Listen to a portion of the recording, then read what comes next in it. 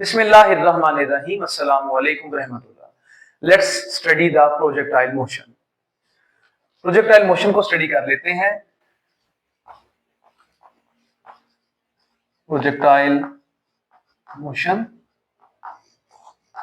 सबसे पहले इसकी डेफिनेशन को समझने की कोशिश कीजिएगा। Definition, it is the two dimensional motion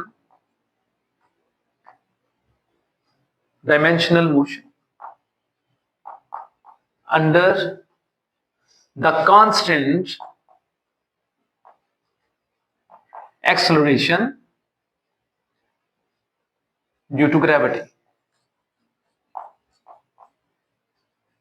इसमें क्या चीज आपको बताने की कोशिश की जा रही है कि ये टू डायमेंशनल मोशन है, इसमें x और y कंपोनेंट इस्तेमाल किए जाते हैं इस हरकत में, जिसमें कांस्टेंट एक्सेलरेशन होता है ड्यू टू ग्रेविटी। क्या मतलब हुआ इसका?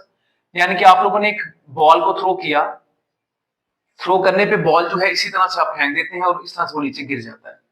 बेशक आप लोग ऊपर ज्यादा फेंक लीजिए, यानी कि आप लोगों ने ये 90 के अंदर अंदर है, 0 से 90 के दरमियान में आपने बॉल को थ्रो किया इस इन एंगल्स पर, तो बेटे आपके पास ये बॉल जो इस तरह से मूव करती है। कुछ इसकी मोशन जो होती है वो वर्टिकल होती है, यानी कि देखिए वर्टिकल भी है और साथ में हॉरिजॉन्टल भी है। आगे भी मूव कर रही है और साथ में ऊपर भी जा रही है, आगे भी मूव कर रही है, ऊपर भी जा रही है। तो फिर इसी तरह से ये नीचे भी आ जाती है और आगे भी जा रही है। ये हमारे पास दो किस्म की इसमें एक्स और वाई, ये Y and this is X. इस तरह से बेटा ये कंपोनेंट साथ साथ चल रहे होते हैं, इसी से कहते हैं हम लोग टू डायमेंशनल मोशन है। ठीक, अब नीचे लेके आने के लिए क्या चीज इस्तेमाल की जाती है? Gravity. Acceleration due to gravity यानी कि g which is equal to 9.8 metre पर सेकंड स्क्वायर। एग्जांपल्स दे लेते हैं ताकि आप लोगों के ज़हन में ये चीजें बेहतरीन अंदाज में बैठ सकें। तो सबसे पहले इसकी एग्जांपल आप ले सकते हैं, a ball hit by a bat, hit by a bat. और एक कॉमन सी एग्जांपल ली जा सकती है, a football kicked by a player। These are some common examples जो आप लोग रोज बरोज देखते होंगे।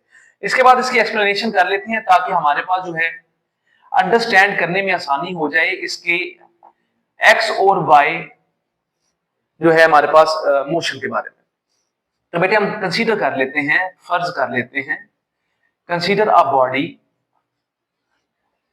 इज थ्रोन, एक बॉडी को थ्रो किया गया हॉरिजॉन्टली। एक बॉडी को जो थ्रो किया गया है ये हॉरिजॉन्टल डायरेक्शन में थ्रो किया गया है, यानी कि आप लोगों ने बॉडी को थ्रो करना है किसी हाइट से, ये कुछ हाइट है, यहां से बॉडी को आपने ऐसे थ्रो कर दिया। फर्ज कर लें ये पॉइंट ए है और ये पॉइंट जो है आपके पास बी है। बॉडी को आप लोगों ने थ्रो कर लिया है इस तरह से। ठीक है, आप यहां पर लिख सकते हैं, consider a body is throne horizontally at a certain height. ठीक है जी, आप लोगों ने कुछ हाइट से जो है इसको थ्रो कर दिया। अब हमारे पास ये जो थ्रो की गई है बॉडी, इसमें कुछ हमारे पास जो वेलोसिटी आ जाती है, अगर गौर किया जाए तो हमारे पास ये वेलोसिटी है, ये इसका वी एक्स कंपोनेंट है। ठीक है, यानी कि आप कह सकते हैं द हॉरिजॉन्टल एक्सेलरेशन जो पैदा हो रहा है यहां पे इज जीरो। जो हॉरिजॉन्टल एक्सेलरेशन है बेटा वो क्या आ रहा है, यहां पे जीरो आ रहा है। वो जीरो क्यों आ रहा है, जरा उस पर गौर करना है आप लोगों ने। Due to no force acting in horizontal. ठीक है जी, क्योंकि हॉरिजॉन्टल में किसी किस्म की जो है फोर्स एक्ट नहीं कर रही। आप यहां पे कह सकते हैं दैट इज ए एक्स जो है आपका जीरो के इक्वल आ जाता है। लेकिन बेटे यहां पे द वर्टिकल एक्सेलरेशन जो आपका पैदा हो रहा है, जैसे कि आपने कहा कि वो क्या है, ड्यू टू ग्रेविटी है। तो एक्सेलरेशन जो पैदा होता है is used because of force of gravity. Force of gravity की वजह से बेटा आप लोग उसको यूज कर लेते हैं ऑफ ग्रेविटी, दैट इज क्या है बेटा, वो ए वाई इक्वल आ रहा है जी के, तो ए वाई आपका जी के इक्वल आ जाता है। तो इसका मतलब ये हो गया कि आपके पास यहां पे जो हॉरिजॉन्टल कंपोनेंट है, ठीक है बेटा, ये है हमारे पास बिल्कुल सेम। ठीक है, आप लोग यहाँ पे कह सकते हैं कि हमारा जो हॉरिजॉन्टल कंपोनेंट है वेलोसिटी का वो बिल्कुल सेम है, लेकिन जो वर्टिकल कंपोनेंट है वो डिफरेंट आ रहा है। ये वी वाई है आपके पास, ठीक है बेटा, क्योंकि नीचे आते आते स्पीड बढ़ जाती है, तो ये चीज आपको बताई जा रही है। अगर ऊपर चले जाते हैं तो ऐसे तो स्पीड कम हो जाती है, लेकिन नीचे आते आते स्पीड जो है वो बढ़ जाती है। एयर रेजिस्टेंस भी बीच में होती है, ये भी चीजें काउंट की जाती है। तो बेटा ये था तरीकेकार इसको लिटिल सा एक्सप्लेन कर लेने का। अब हम लोगों ने इसकी एक्स और वाई मोशन को जो है स्टडी करना है, तो जरा उस पर गौर कीजिएगा। तो एक्स हम लोग बेशक कह सकते हैं हॉरिजॉन्टल मोशन कह लें आप, ये ज्यादा इजी हो जाएगा आप लोगों को याद रखने में। हॉरिजॉन्टल मोशन की आप लोगों ने यहाँ पे इसकी हेडिंग बना लेनी है और आप लोगों ने बताना है हियर ए एक्स इक्वल 0 है और वी आई एक्स जो इनिशियल आपके पास जो वेलोसिटी है एक्स के अलोंग बेटा वो क्या है, वी एक्स है। ठीक है, ये दो चीजें आप लोगों ने बता लेनी है साथ में। अब आपने यूज कर लेना है यहाँ पे यूजिंग सेकंड इक्वेशन, आप लोगों ने सेकंड इक्वेशन यूज कर लेनी है। वो क्या थी, एस इक्वल है we I T plus half A T square. अब आप लोगों ने इसके मुताबिक बना लेना है, तो आप क्या लिखेंगे यहाँ पे बेटे, एस की जगह पे बेशक आप लोग लिख लीजिएगा यहाँ पे एक्स, हॉरिजॉन्टल के लिए एक्स लिख लीजिएगा, V I X T plus A half पहले आएगा, चलिए बाय 2 भी लिख सकते थे आप, ए एक्स टी स्क्वायर। बेटे एक्स आ गया इक्वल है ये वी एक्स के, साथ में टी आ गया प्लस हाफ ए एक्स इक्वल तो 0 आ गया है, साथ में टी स्क्वायर, एक्स इक्वल आ रहा है वी एक्स टी के, ये सारा कंपोनेंट आपके पास 0 हो गया। ये रही आप लोगों के पास हॉरिजॉन्टल मोशन। अब हम लोग वर्टिकल की बात कर लेते हैं, वर्टिकल मोशन। तो बेटे यहां पे हमारे पास सबसे पहले जो आपके पास डिस्टेंस के लिए आप इस्तेमाल कर लेंगे वाई, वी आई वाई जो है आपके पास बेटा वो 0 है, या आप यहां पे साथ में कह सकते हैं V I Y, V Y equal 0, it's up to you, क्योंकि बेटा इनिशियली जो वेलोसिटी थी वो हॉरिजॉन्टल थी, हॉरिजॉन्टली थ्रो किया गया था बॉल को, that is why it was 0। इसके बाद आपके पास जो ए वाई है वो जी के इक्वल है, आप लोगों ने यूज कर लेना है यूजिंग सेकंड इक्वेशन को आप लोग दोबारा इस्तेमाल कर लेंगे यहां पे। तो बेटे वो क्या है हमारे पास, एस इक्वल है we I T plus half A T square, V I Y T plus half, पहले बेशक आप यहां पे लिखने ए वाई ताकि ज्यादा बेहतरीन एक्सप्लेनेशन आपकी हो सके। ले जी, अब बेटे क्या करते हैं, ये आ गया 0, T plus half G T square, ये सारा 0 हो जाएगा इस साइज का, तो 1/2 जी टी स्क्वायर बेटे आपके पास आ जाता है। तो ये हमारे पास जो है इसका हॉरिजॉन्टल और वर्टिकल में हरकत करना सामने आ गया। अब बेटे इसको मजीद हम लोग क्लैरिफाई कर लेते हैं रेक्टेंगुलर कंपोनेंट्स में रिजॉल्व करके। तो लेट्स सी, यहां से हम इरेज कर रहे हैं ताकि हम लोग इसको बेहतरीन अंदाज में सॉल्व कर सकें। So let's see, rectangular components हम लोग निकाल लेते हैं, रेक्टेंगुलर कंपोनेंट्स। इसके लिए बेटे हम क्या करते हैं, फर्ज कर लेते हैं, कंसीडर कर लेते हैं, एक बॉडी है, इज थ्रोन, एक बॉडी को थ्रो किया है एट एन एंगल थीटा पर। क्या मतलब हो गया कि हमारे पास एक बॉडी है जो कि एक्स वाई एक्सिस में रहते हुए थ्रो की गई है एंगल थीटा पर, ये रहा इसका एंगल थीटा। अब जो बॉडी है, अब जब इस तरह से आप मूव करते हैं बॉडी को, तो बेटा वो इस तरह से मूव कर जाती है। तो ये हमारे पास जो इसकी इनिशियल वेलोसिटी है विच इज वी आई, ठीक है। हॉरिजॉन्टल जो वेलोसिटी है वो क्या है, वी आई एक्स इक्वल है we I cos of theta. और जो वर्टिकल आपके पास वेलोसिटी आ जाती है, वर्टिकल वेलोसिटी, तो बेटा वो क्या बन जाएगी, it will be V I Y equal है वी आई साइन थीटा। ये किस तरह से बन गया, क्योंकि बेटा देखिए आप लोगों ने इसको रिजॉल्व कर लेना है रेक्टेंगुलर कंपोनेंट्स में। तो बेटा ये हमारे पास जो है इसका वी वाई बन जाता है, और ये सारा हमारे पास क्या बनता है, इसका वी एक्स। ठीक है, तो ये हमारे पास इसके कंपोनेंट्स बन रहे हैं। अगर आपने इनिशियल वेलोसिटी कहा है तो यहाँ पे आई लगा लेंगे साथ साथ दोनों के, ले जी। तो बेटा ये एग्जैक्टली हमारे पास इसके कंपोनेंट्स आ जाते हैं। तो हॉरिजॉन्टल वेलोसिटी का जो कंपोनेंट है वो क्या है, वी आई cos थीटा, और वर्टिकली हमारे पास क्या आ गया, वी आई sin थीटा। अब हम लोगों ने इसके x और y कंपोनेंट्स को फाइंड आउट करने की कोशिश कर लेनी है। सबसे पहले x कंपोनेंट पे आते हैं।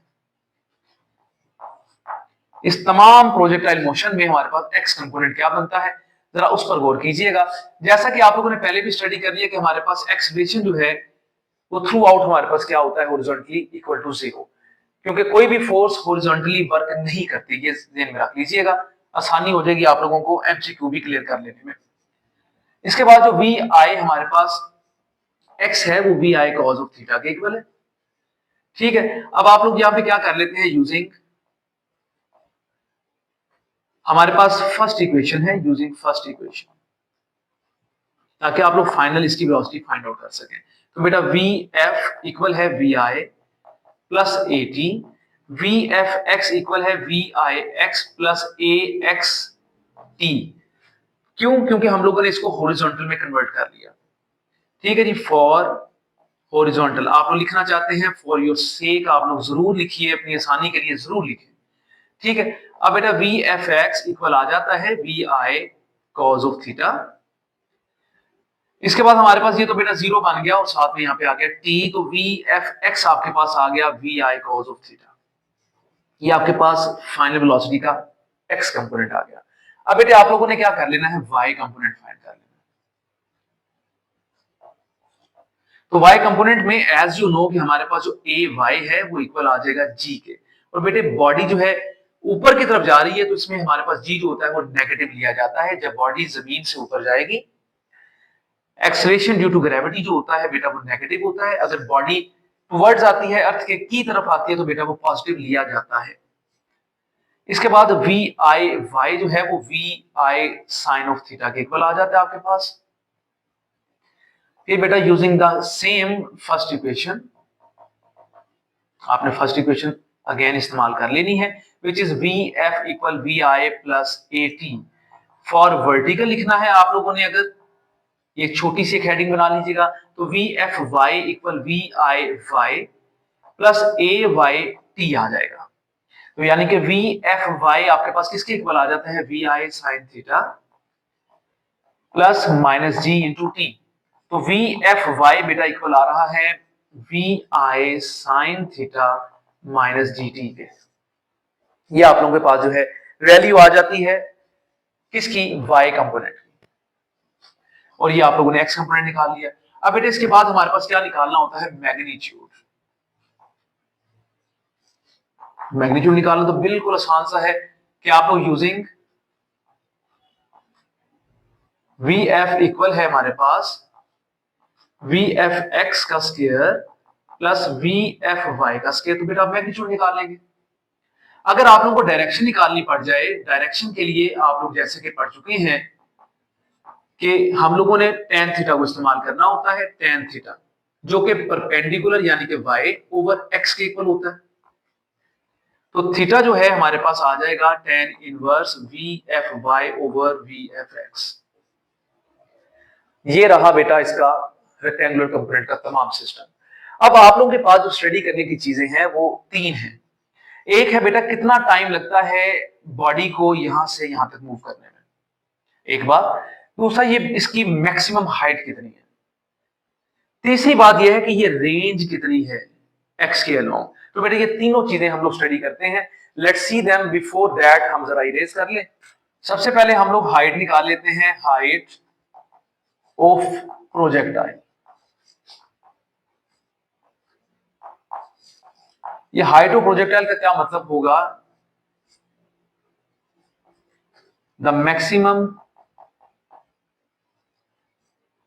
vertical distance covered by a projectile। जो मैक्सिमम वर्टिकल डिस्टेंस है जो कवर कर लेता है एक projectile is called its height. इसका क्या मतलब होगा बेटे, जरा उस पर गौर कीजिएगा। यानी कि हमारे पास जो है ये y x and this is the origin. हम लोगों ने एक एंगल पर जो है थ्रो कर लिया है,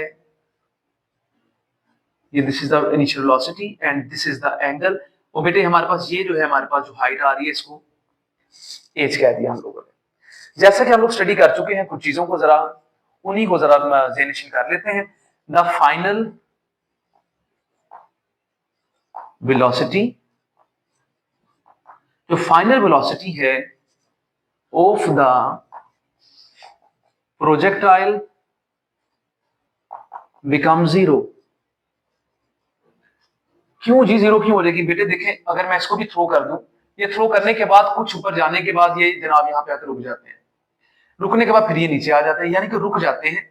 तो दैट इज वाई इसकी जो फाइनल वेलोसिटी होती है बेटा वो जीरो हो जाती है। तो final velocity of the projectile become zero due to the body is at rest, क्योंकि बॉडी जो है रेस्ट पर आ जाती है at the maximum height.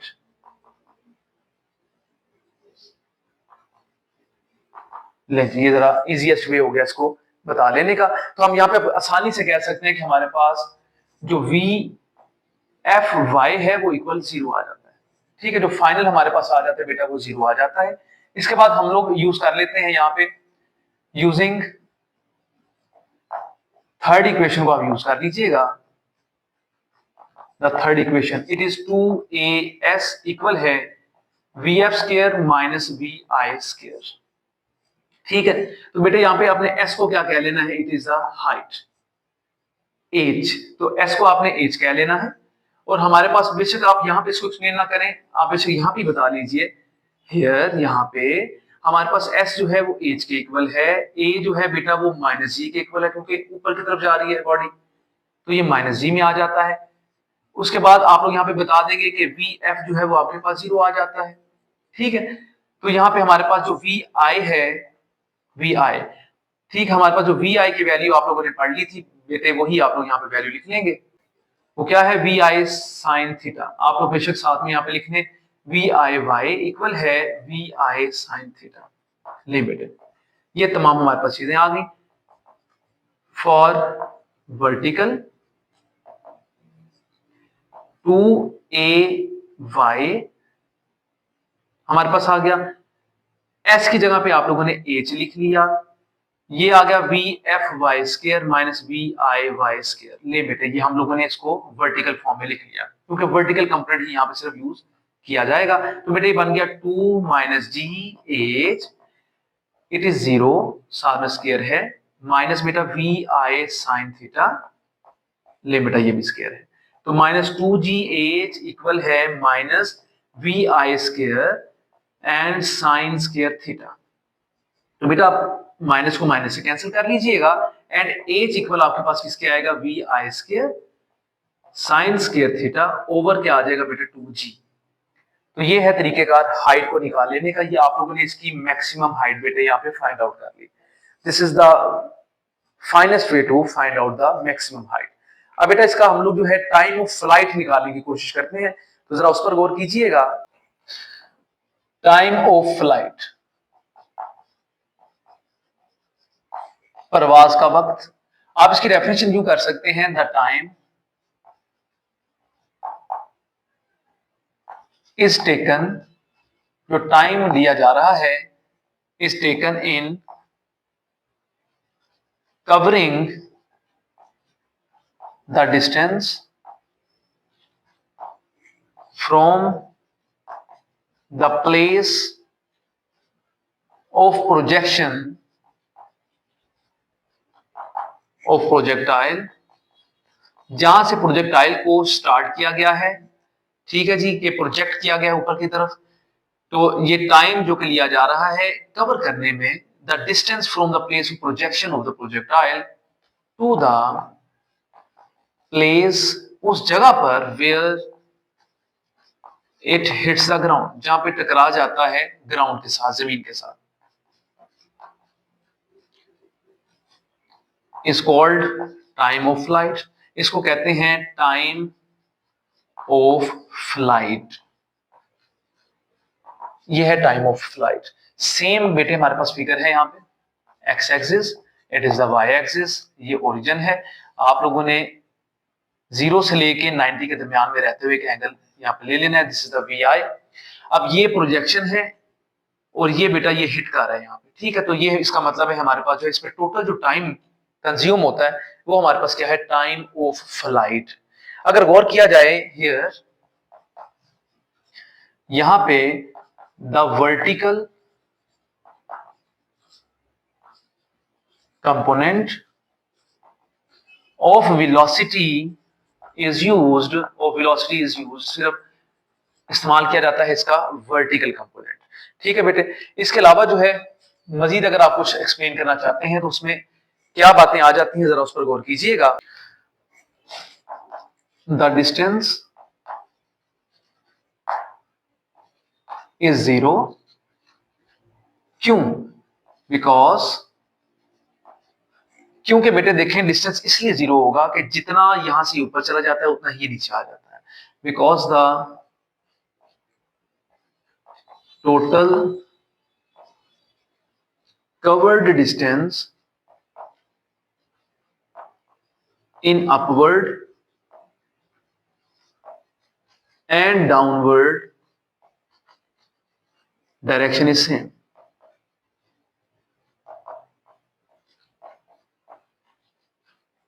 That is, क्या कहेंगे बेटे आप इसकी जगह पे, फिर इसका मतलब ये होता है कि s आपके पास क्या आ जाता है यहाँ पे 0। इसके बाद जो आपके पास vi आ जाता है, ठीक है जी, vi, ये vi y है, which is vi sin theta, ठीक। और इसके अलावा जो है अब आपके पास एक्सेलरेशन जो आ जाता है ये अपवर्ड है, तो बेटे माइनस जी लिख दिया जाएगा। अब आप यहाँ पे यूज कर लीजिएगा, यूजिंग सेकेंड इक्वेशन, आप लोगों ने यहाँ पे सेकेंड इक्वेशन को यहाँ पे दोबारा से इस्तेमाल कर लेना है, which is s equal we I T plus half A t square. तो बेटे यहाँ पे हमारे पास जो है वर्टिकल कंपोनेंट इस्तेमाल होते हैं, दैट इज वाई हम यहाँ पे क्या लिखेंगे, it is 0 v I Y T plus half a Y t का स्क्वायर आ गया। तो बेटा ये 0 है, इक्वल है, ये हमारे पास क्या आ जाएगा, वी आई वाई वी आई साइन थीटा, साथ में बेटा ये टी आ गया, और plus half into minus g T का स्क्वायर आ गया। बेटा 0 इक्वल है we I sine theta into t minus half G T का आ गया स्क्वायर। बेटा ये माइनस वैल्यू इधर ले आएंगे तो ये प्लस हो जाती है, हाफ जी टी का स्क्वायर बन जाएगा, और यहाँ पे वी आई साइन थीटा इंटू टी आ गया। बेटा एक टी और एक ये टी हम कैंसिल कर लेंगे, ये मल्टीप्लाई डिवाइड की फॉर्म में ही है, तो बेटे हमारे पास यहाँ पे टी रख लेते हैं, 2 यहाँ पे जाके मल्टीप्लाई कर जाता है, और बेटे जी जो है ये आ गया यहाँ पे डिवाइड में। This is the time of flight. ये तरीका है टाइम ऑफ फ्लाइट को मालूम कर लेने का। अब बेटे हम लोग टाइम ऑफ फ्लाइट की मदद से हम लोग फाइंड करेंगे इसकी range. Let's erase it again to find the range, range of projectile, range of projectile.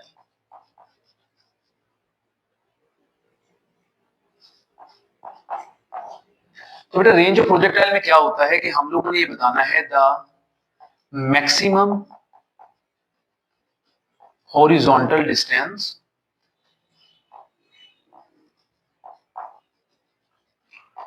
जो कि कवर करता है एक projectile, covered by a projectile. Projectile में बेटा वो बॉल हो सकता है, ठीक है जी।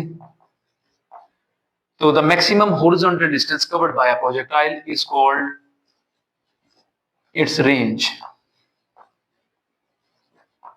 तो बेटा इसका मतलब ये है कि बिल्कुल same diagram again, this is the y axis, x axis, this is the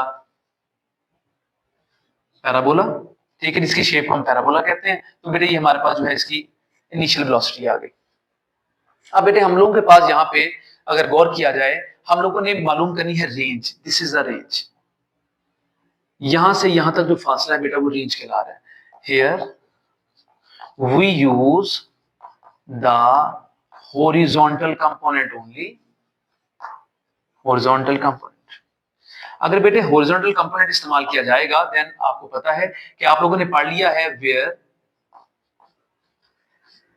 A x equal किसके है, 0 के, and v I x equal है हमारे पास वी आई कॉस थीटा के। ठीक है बेटा, ये चीजें कुछ आप लोगों ने यहाँ पे डिस्कस कर ली हैं। तो हम क्या करते हैं, यहाँ पे यूज कर लेते हैं using x equal we I x.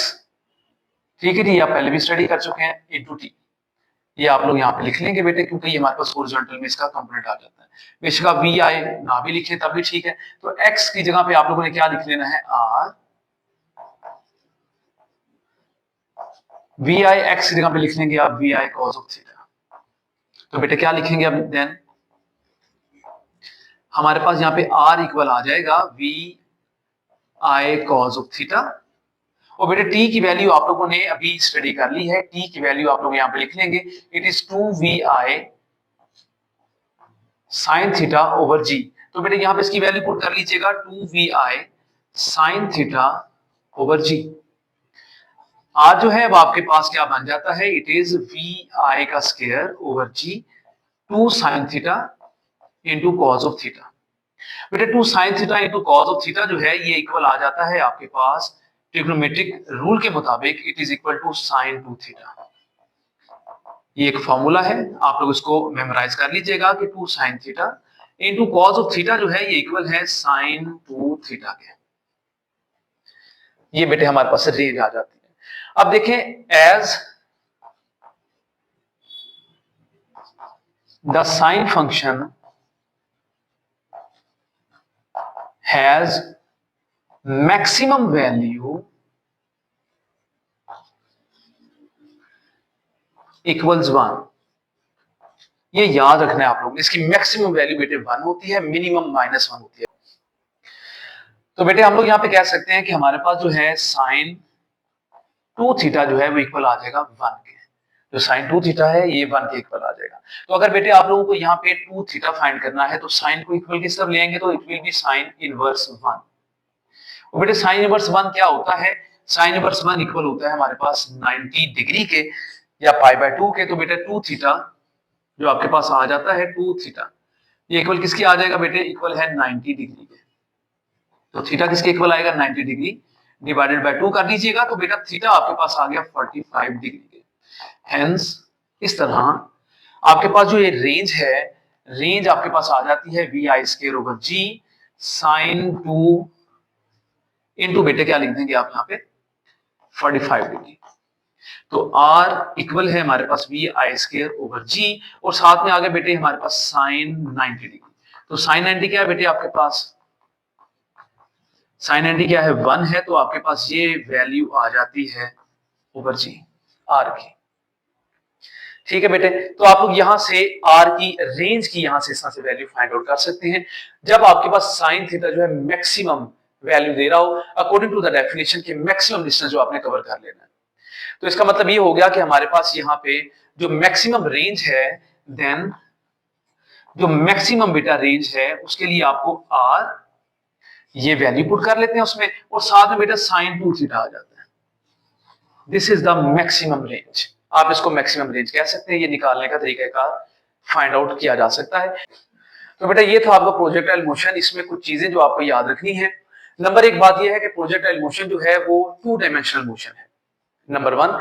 Number 2 जो ये जो पाथ है इसको हम लोग ट्रेजेक्ट्री कहते हैं, और ये पैराबोला होता है। ये ऑब्जेक्टिव के लिए आप लोग जरा ज़हन कर लीजिएगा कि ये क्या है, पैराबोला। और जो पाथ फॉलो करता है एक प्रोजेक्टाइल उसको कहते हैं trajectory. The path followed by a projectile is called trajectory, और ये आमतौर पर पैराबोला होता है। ठीक है जी, ये कुछ चीजें बेटे आप ज़हन कर लीजिएगा। अगर आपको फिर भी कहीं प्रॉब्लम है इस टॉपिक को लेके, आप उसके बारे में जरूर हमें बताइए ताकि इंशाल्लाह हम उसको रिजॉल्व कर सके। शुक्रिया।